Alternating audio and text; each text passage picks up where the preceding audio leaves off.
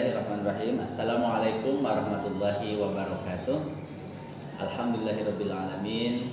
Innal hamdalillah nahmaduhu wa nasta'inuhu wa nastaghfiruh wa na'udzu billahi min syururi anfusina wa min sayyiati a'malina. May yahdihillahu fala mudilla lahu wa may yudlil fala hadiyalah. Asyhadu an la ilaha illallah wahdahu la syarikalah wa asyhadu anna Muhammadan abduhu wa rasuluhu la nabiyya ba'dah. Allahumma salli wa sallim ala sayyidina Muhammadin wa ala alihi wa sahbihi wa man tabi'ahum bi ihsanin ila yaumil qiyamah. Alhamdulillahirabbil alamin. Puji syukur kepada Allah Subhanahu wa taala. Pada kesempatan pagi hari ini Allah Subhanahu wa taala kembali membangunkan kita pada pagi hari ini dalam keadaan sehat walafiat. Alhamdulillah, tidak kurang suatu apapun. Alhamdulillah, pada pagi hari ini kita bisa menghirup nafas dengan segarnya. Di mana di luar sana banyak orang-orang yang terengah-engah untuk mengambil nafas. Alhamdulillah pula pada pagi hari ini kita bisa memandang langit begitu indah dan cerahnya. Di mana di luar sana saudara-saudara kita banyak yang pada hari kemarin bahkan pada malam tadi sudah menutup matanya untuk yang terakhir. Anak-anak sekalian, ayah bunda, ustaz-ustazah semua yang menyaksikan majelis pagi ini, tentunya kita perlu bersyukur pada Allah Subhanahu wa taala atas segala nikmat yang kita peroleh ini. Kemudian salat dan salam semoga senantiasa tercurah kepada junjungan kita Nabi besar Muhammad sallallahu alaihi wasallam, setelah keluarganya, sahabat dan para pengikutnya, dan mudah-mudahan kita semuanya termasuk ke dalam para pengikutnya yang setia menjalankan sunnahnya. Para pemirsa sekalian, di sini saya akan menyampaikan sedikit tentang kisah seorang sahabat Rasulullah SAW. Beliau bernama Az-Zubair bin Awam, atau kita biasa menyebutnya Zubair bin Awam. Beliau adalah termasuk salah seorang sahabat yang dijamin masuk surga. Beliau adalah salah seorang di antara sahabatnya yang memiliki kekayaan yang melimpah ruah. Mungkin kalau sekarang hartanya itu bisa triliunan atau bahkan belasan puluhan triliun.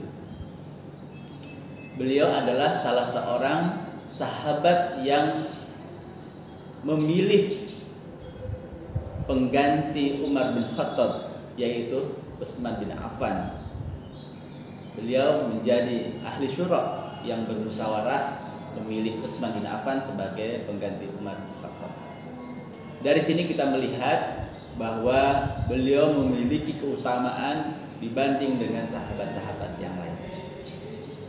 Karena beliau memiliki kecerdasan, memiliki keikhlasan, semangat, dan pengabdiannya kepada Islam yang luar biasa. Beliau tidak pernah alpa dalam berperang di jalan Allah. Beliau selalu mengikuti jihad-jihad yang diikuti oleh Rasulullah SAW tanpa satu pun meninggalkannya. Beliau yang selalu mendampingi Rasulullah SAW kemanapun Rasulullah SAW pergi. Sampai-sampai Rasulullah SAW mengatakan, setiap nabi memiliki seorang hawari. Setiap nabi memiliki hawari atau para pembela yang setia. Dan hawariku adalah Zubair bin Awam. Ini menandakan bahwa Zubair bin Awam memiliki kedudukan yang istimewa di samping Rasulullah SAW. Satu kisah menarik dari Zubair bin Awam adalah beliau memang tergolong sahabat yang kaya. Maka anak sekalian, kita juga harus bercita-cita menjadi orang yang kaya. Bukan hanya kaya jiwa atau kaya ilmu, tapi juga kaya harta. Ya, seorang muslim itu harus menjadi orang yang kaya supaya kita bisa memberi, bukan menadahkan tangan saja. Nah, Zubair bin Awam termasuk orang yang kaya, tapi beliau ini memiliki hutang juga. Nah, tentu hutang ini bukan untuk contoh, tapi bagaimana beliau takut dengan hutang ini yang perlu kita contoh. Nah, suatu saat Zubair bin Awam ketika mendekati penghujung masa hidupnya, beliau berpesan dan berwasiat kepada anaknya yang bernama Abdullah bin Zubair. Beliau mengatakan, "Wahai anakku, sesungguhnya aku memiliki hutang yang besarnya sekitar 2,2 juta."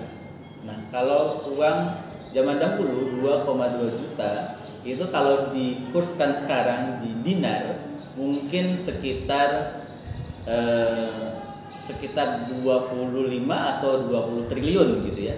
22 triliun mungkin ya. Karena kalau dibandingkan dengan emas yang sekarang itu harganya cukup mahal ya. Nah, uang hutang sebanyak itu membuat para sahabat kaum muslimin pada waktu itu sangat tercengang karena itu sangat besar sekali. Apalagi kalau sekarang ya, kalau sekarang uang sebesar itu sangat luar biasa besar sekali. Dan itu hutang. Ternyata setelah diselidiki, hutang itu berasal dari mana? Ternyata bukan dari konsumsinya, bukan dari pembelanjaan, bukan. Tetapi hutang itu berasal dari simpanan-simpanan orang yang menitipkan simpanan kepada beliau. Jadi karena beliau ini jujur, beliau ini ahli berusaha, ahli berdagang, ahli berniaga, maka orang-orang Quraisy, orang-orang Arab ya di situ sangat percaya kepada Zubair bin Awam sehingga mereka menitipkan uangnya kepada Zubair bin Awam. Kalau sekarang seperti bank lah gitu ya. Nah, karena mereka sangat percaya ya, setiap uang yang dititipkan kepada Zubair bin Awam itu tersimpan dengan aman ya. Tersimpan dengan aman, maka orang-orang yang lain pun juga banyak yang menyimpan. Akhirnya banyak sekali yang menyimpan kepada Zubair bin Awam sehingga nilainya sangat fantastis, yaitu 2,2 juta dinar. Nah, kemudian Zubair bin Awam tidak mau menyia-nyiakan nilai uang yang sangat fantastis itu. Akhirnya beliau mengatakan kepada para yang menyimpan uang itu, mengatakan bahwa baiklah, uang ini ya kita akadkan sebagai hutang piutang. Artinya aku berhutang kepada kalian. Nah, kemudian artinya setelah itu uang itu boleh digunakan oleh Zubair bin Awam untuk berusaha. Nah, kemudian Zubair bin Awam membuka usaha ya. Usaha besar banyak di mana-mana, berdagang, berniaga, bahkan usahanya ekspor impor. Di properti juga beliau memiliki tanah yang cukup banyak di Mekah, di Madinah, bahkan di Mesir ya, beliau memiliki tanah yang luas.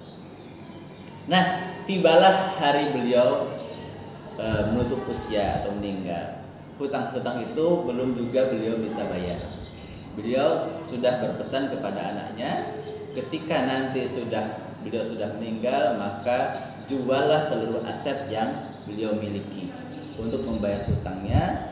Kemudian selebihnya itu diwariskan kepada ahli warisnya. Kemudian anak pertama dari Zubair bin Awam yang bernama Abdullah kemudian menyusuri semua harta yang beliau miliki, dan ternyata luar biasa. Hartanya itu terdapat hampir di seluruh negeri. Kemudian dijuallah dan nilainya subhanallah. Nilainya sampai 50 juta. Nah, 50 juta dinar ya, bukan 50 juta rupiah. Kalau dikurskan rupiah itu bisa mungkin bisa sampai dengan 40 triliun ya, 40 triliun lebih hartanya itu. Itu artinya dari yang dia pinjam dari orang-orang, dia bisa melipat gandakan uang itu menjadi lebih dari 25%-nya. Nah, anak-anak sekalian, kemudian oleh anaknya itu uang yang sudah didapat itu sebanyak sekitar 40 triliunan itu kemudian dibayarkan kepada hutang-hutang orang-orang yang menitipkan uang kepadanya. Dan selebihnya kemudian diinfakkan diinfakkan untuk para jamaah haji yang datang ke Mekah. Nah, Abdullah bin Awam sesuai dengan perintah ayahnya menginfakkan uang itu untuk 4 periode jemaah haji yang datang ke Mekah, ya. Dan setelah itu sisanya baru dibagikan sebagai harta waris kepada anak-anak dan cucu-cucu Zubair bin Awam itu. Nah, anak-anak, dari sini kita bisa mengambil pelajaran bahwa yang pertama, pentingnya kita memiliki semangat wirausaha. Ya, anak-anak, kelak kalau kalian sudah dewasa, penting kita memiliki semangat wirausaha atau berusaha. Walaupun kalian bekerja di kantoran, walaupun kalian menjadi pejabat, tapi harus memiliki jiwa wirausaha. Sebagaimana sahabat Rasulullah Sallallahu Alaihi Wasallam, ya, walaupun mereka sibuk dengan berjihad, sibuk dengan menuntut ilmu, sibuk dengan menyebarkan Islam, tapi mereka memiliki jiwa kewirausahaan. Itu yang pertama. Yang kedua, walaupun mereka memiliki harta yang banyak, bahkan jauh lebih tinggi daripada harta-harta yang kita miliki saat ini, tapi mereka tidak menjadikan hartanya itu melekat di hatinya, ya. Mereka merelakan hartanya, mengikhlaskan hartanya untuk diinfakkan, disedekahkan di jalan Allah Subhanahu wa taala sampai kadar yang sangat banyak. Jadi, harta yang dicari, harta yang diusahakan hendaknya bukan menjadi hak milik kita dan kita nikmati sendiri saja, tapi juga untuk membahagiakan orang lain, untuk kita berikan kepada orang-orang yang membutuhkan.